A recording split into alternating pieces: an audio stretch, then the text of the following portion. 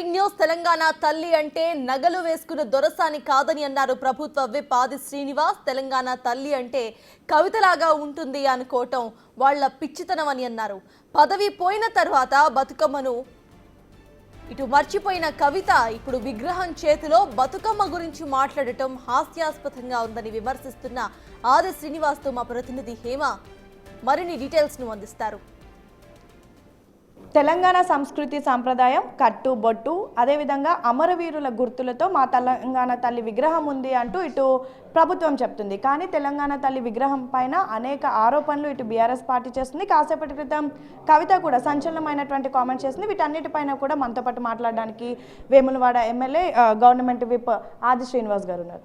మీరేమో సంస్కృతి సాంప్రదాయం కట్టుబొట్టు సాధారణ మహిళలాగా మా విగ్రహం ఉంది అంటున్నారు. కానీ కవిత మాత్రం చాలా ఆరోపణలు చేసింది. అందులో ప్రధానంగా ఉంది ఏంటంటే తెలంగాణ అంటేనే బతుకమ్మ పండుగ, అలాంటి బతుకమ్మనే విగ్రహంలో లేదు, హస్తం గుర్తుకు ఓటేయండి అనే మాదిరిగా ఉంది అంటుంది. దీనిపైన ఏం చెప్తారు?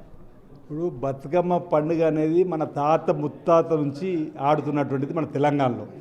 కవితమ్మ వచ్చినాకనే బతుకమ్మ ఆట నేర్పినట్టుగా, కవితమ్మ వచ్చినాకనే బతుకమ్మ పాటలు నేర్పినట్టుగా ఆమె చేసినటువంటి అడవుడి మనం అంతా చూసినాం.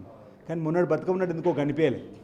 అధికారం ఉన్నప్పుడే బతుకమ్మ ఆడినటువంటి మీరు అధికారం పోయిన తర్వాత బతుకమ్మ ఆడడానికి ఎందుకు గ్రామాలలోకి అంత ముందులాగా అడావుడి ఎందుకు చేయలేవు అని చెప్పి దానికి సమానం ముందుగా ఏం చెప్తావో చెప్పుకుంటున్నా.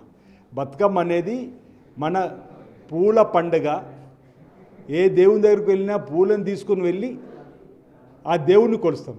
కానీ బతుకమ్మ పండుగ ఆ 7 రోజులు 9 రోజులు 11 రోజులు కొన్ని ప్రాంతాలు ఆ విధంగా జరిగే క్రమంలో పూలనే ప్రకృతి పండుగ పేర్చుకొని మనం బతుకమ్మ ఆడేటువంటి ఆనవాయితీని కూడా తన ఖాతాలు వేసుకోవాలని చెప్పే ప్రయత్నం ఏదైతుందో అది మానుకోమని కోరుతున్నాం కవిత గారిని. ఈరోజు ఓ మహిళా తల్లి ఉండి బతుకమ్మ అనేటువంటిది ఇక లిక్కర్ వ్యాపారంలో ఎందుకు అడుగుపెట్టినావు తల్లి?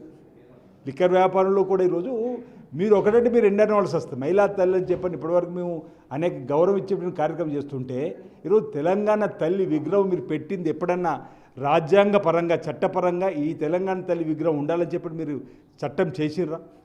తెలంగాణ తల్లి విగ్రహాన్ని ఒకరొకరు రకంగా పెట్టుకున్నప్పుడు మీ బీఆర్ఎస్ పార్టీ తెలంగాణ విగ్రహం పెట్టుకున్నప్పుడు వజ్రాలు వైడూర్యాలు కిరీటాలు వడ్డానాలు బంగారు ఆభరణాలు రకరకాలు పెట్టుకున్నారు. అది మీ ఇష్టం, మీకు నచ్చింది. మిమ్మల్ని చూసుకున్నారా ఎవరు చూసుకున్నారో మీ అందులో ప్రతిభను మాకు గుర్తులేదు. కానీ తెలంగాణ తల్లి అంటే మట్టికి ప్రతిరూపం. తెలంగాణలో కష్టపడుతున్న జీవన వైవిధ్యాన్ని చూపించడము, తెలంగాణ పచ్చగా ఉండాలని చెప్పండి పచ్చటి చీర, ఎరుపు ఈరోజు పోరాటానికి, తెలంగాణ అంటే భావ స్వేచ్ఛకు, తెలంగాణ అంటే అన్యాయాన్ని సహించకుండా పోరాటం చేసేటువంటి క్రమంలో ఉండేటువంటి మన ఎరుపు రంగును చూపించడంతో పాటు అదేవిధంగా నీలి రంగును చూపిస్తున్నాం, పిడికిలను చూపించడం. తెలంగాణ అంటే పిడికిలు బిగించి తెలంగాణ కావాలని చెప్పిన ఉద్యమం పోరాటాన్ని తెలంగాణ తల్లిని చేతుల మీద మోస్తున్నట్టుగా కూడా ఈరోజు మనం తెలంగాణ 2 చేతులతో తెలంగాణ తల్లిని ఎత్తుకున్నట్టుగా చూపించే కార్యక్రమము. తెలంగాణలో పండేటువంటి పంటలన్నింటినీ కూడా మొక్కజొన్న కావచ్చు, వరి కంకులు కావచ్చు, ఈ విధంగా చూపించి తెలంగాణ తల్లి యొక్క ముఖార విందం చూస్తే ప్రసన్న వదనంతో ఈరోజు ఒకటి గమనించండి.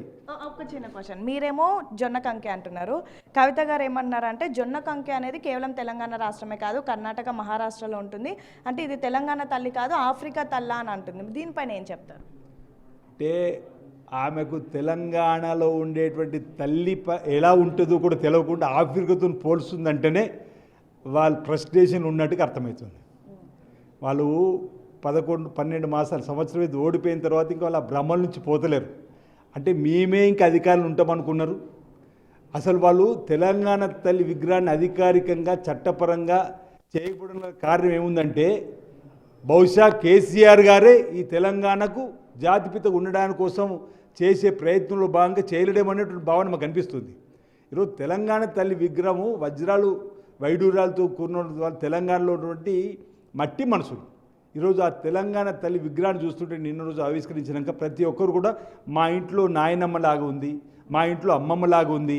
నిజంగా గ్రామీణ ప్రాంతంలో తల్లి కష్టపడుతూ ఏ విధంగా నిలబడుతుందో, పౌరుషానికి ప్రతీకగా సందర్భం వచ్చినప్పుడు తల్లి ఏ విధంగా గర్జిస్తుందో ఆ విధంగా ఇంత చక్కటి రూపాన్ని ప్రతిష్ఠ చేస్తే రావాల్సింది పోయి అభినందించేసి పోయి ఇంకా పోయి వాళ్ళ తెలంగాణ భవన్లో వాళ్ళ తెలంగాణ తల్లికి పాలాభిషేకం చేసుకున్నాడు. అది మీ తెలంగాణ తల్లి తప్ప తెలంగాణ వ్యాప్తంగా ఉన్నటువంటి తల్లి కాదు. నిన్నటి రోజు ప్రభుత్వం తెలంగాణ తల్లి విగ్రహాన్ని చట్టపరంగా చేస్తుంది. ఈ విగ్రహాన్ని నమూనాన్ని ఈ విగ్రహాన్ని అన్ని ప్రాంతాల్లో నిలబెట్టాలని చెప్పని ప్రతి ఏటా 9వ తేదీన తెలంగాణ తల్లి విగ్రహ ప్రతిష్ఠ సరిపడలు పండుగ రూపంలో చేయాలని చెప్పని కూడా నిర్ణయం తీసుకున్నాం.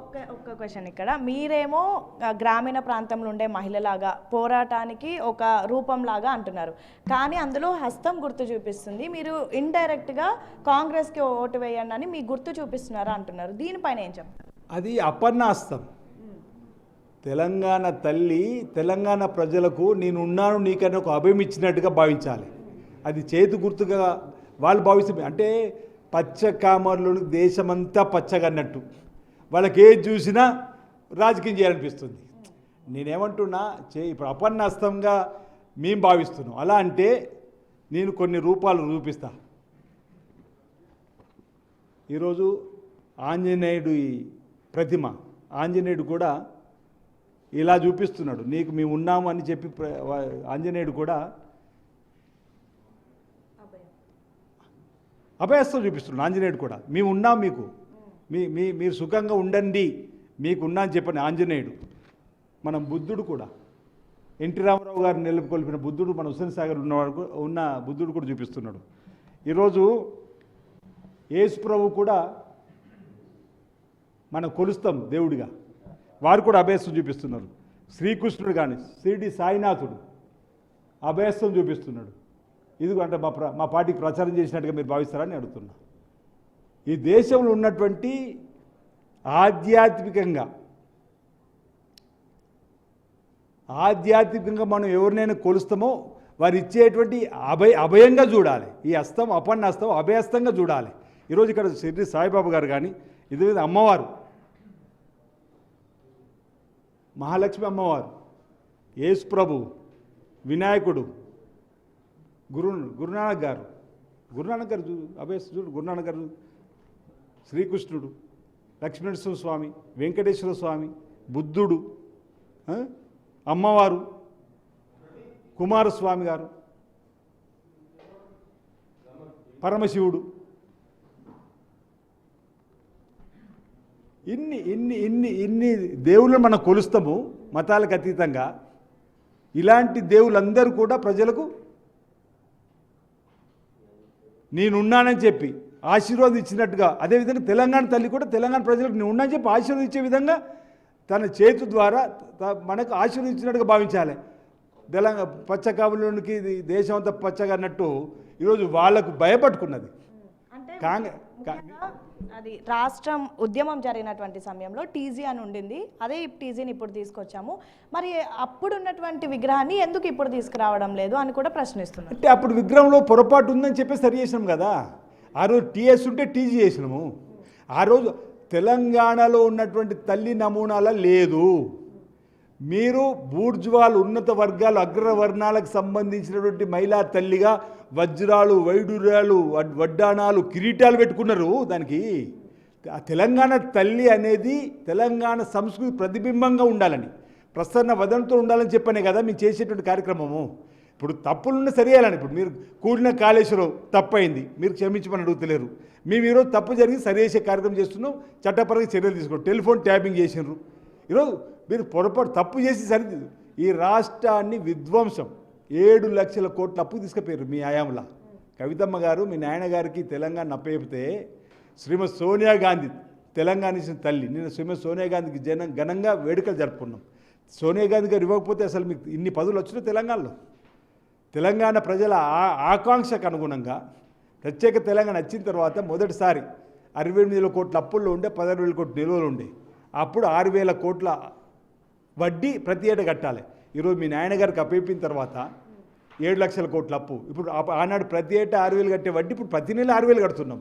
విధ్వంసం చేసారు, రాష్ట్రాన్ని లూటీ చేసారు.